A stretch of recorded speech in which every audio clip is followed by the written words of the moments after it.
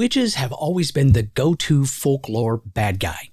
Now, if your parents, grandparents, or great-grandparents have ever referred to the old country, then they probably scared the hell out of you with stories about witches when you misbehaved growing up.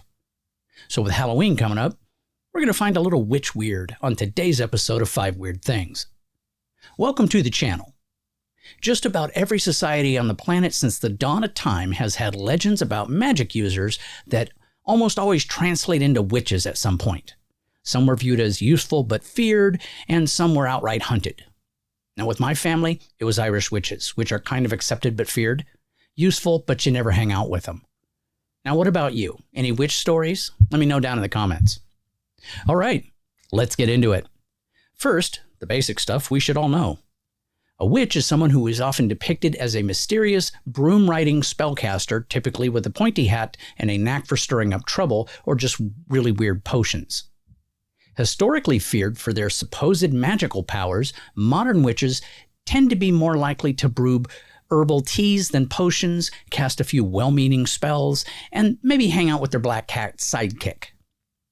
Basically, witches are just regular folks with a flair for the magical and possibly an Etsy shop full of crystals. Everybody got that? Good. Weird thing number 5. What is witchcraft anyway? Witchcraft is the ancient art of casting spells, brewing potions, and generally making life a bit more magical. Think of it as the original DIY craft project, but with a lot more eye of newt and much less glitter. At its core, witchcraft is all about tapping into natural energies to influence the world. Whether it's bringing good vibes, manifesting love, or just making sure your plants grow a little faster. They say talking to plants works, but a good spell might help too. Modern-day witches tend to trade in their cauldrons for herbal teas, moon rituals, and the occasional crystal collection, because nothing says witchy like a nicely organized shelf of gemstones. So whether you're into casting love spells or just making sure Mercury stays in line, witchcraft is basically the magical equivalent of good vibes only, with a sprinkle of sage smoke for dramatic effect. God, I hate sage. Weird thing number 4. Fake witches. As with most things in modern times, it's all pretend, and modern witches are no different. Some self-proclaimed witches are really just rock collectors with a flair for the dramatic. They'll swear their collection of crystals can heal your chakras or bring you good luck.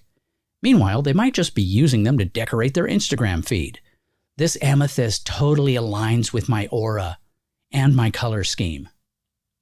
Many modern fake witches have a wardrobe that could put a runway show to shame. Their pointy hats and flowing capes look great in photos, but let's be honest. Most of them wouldn't know a spell from a spell check, and yes, I'm casting a spell on my outfit. You can find everything from love spells to protection charms available for purchase online. Often from someone who looks like they just graduated from a Witchcraft 101 webinar. For just $19.99, I can help you find true love, or at least a decent takeout place. Some modern fake witches love to manifest their dreams by writing them down, lighting a candle, and then immediately scrolling through social media. I'm focusing on abundance while also keeping my TikTok game strong. Can I manifest a viral video? You can find witches who claim they read tarot cards with profound accuracy, yet their predictions might be more about your love life than your destiny. The cards say you're going to meet someone special soon. And then you're going to find out they're a cat person. Good luck with that. Weird thing number 3. Witch persecution. Back in the day, if someone was accused of witchcraft, one of the tests involved tossing them into a body of water. If they floated, they were considered a witch. If they sank and drowned, well, at least they were innocent and probably wet or dead by now. Talk about a real sink or swim situation. No one was winning this game. During the witch hunts, inquisitors would check for witch marks, anything from moles to warts. It's like having your own personal beauty consultant, but instead of compliments, they're like, ooh, that's definitely a mark of the devil. Good luck explaining your skin condition to those folks. It is possible that most persecuted witches had eczema.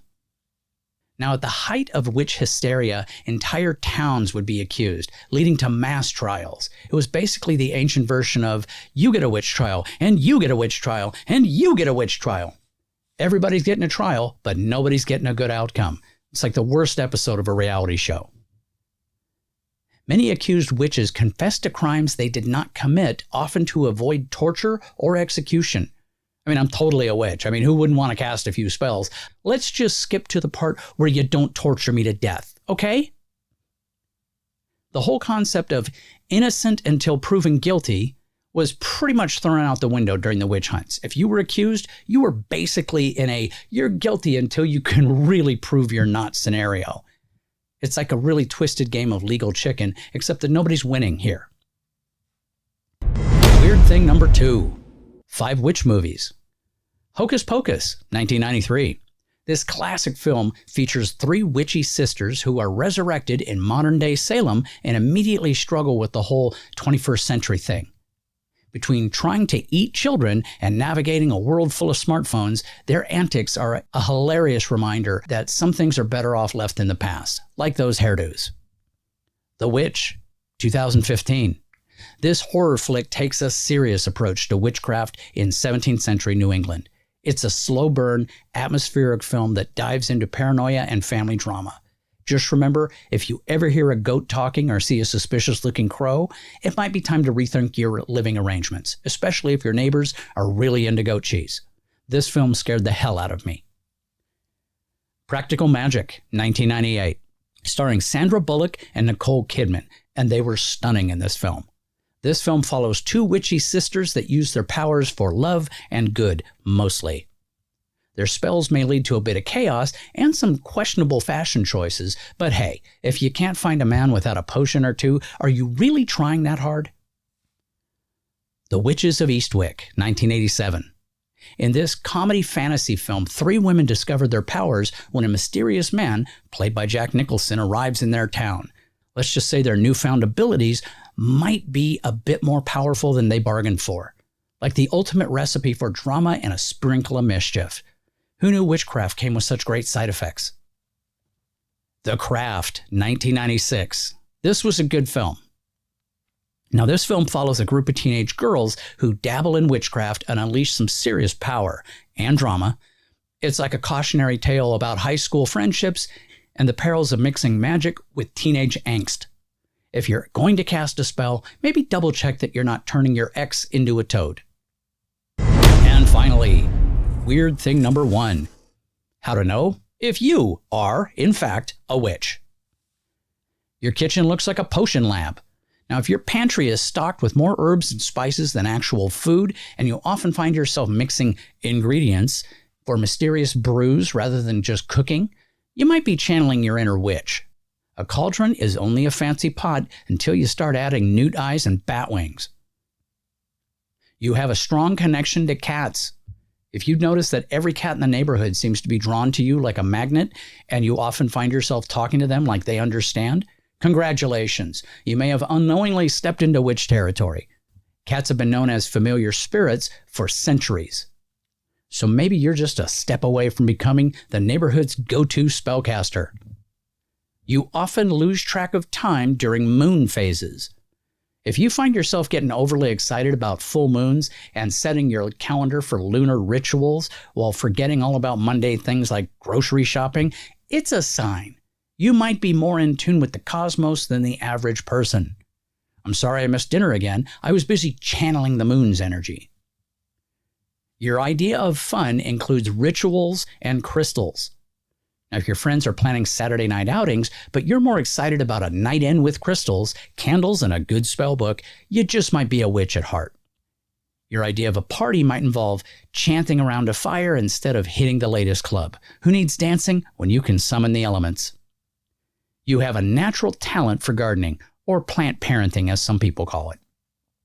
If your plants thrive under your care and you can make herbs grow like nobody's business, you could be harnessing some serious witchy vibes.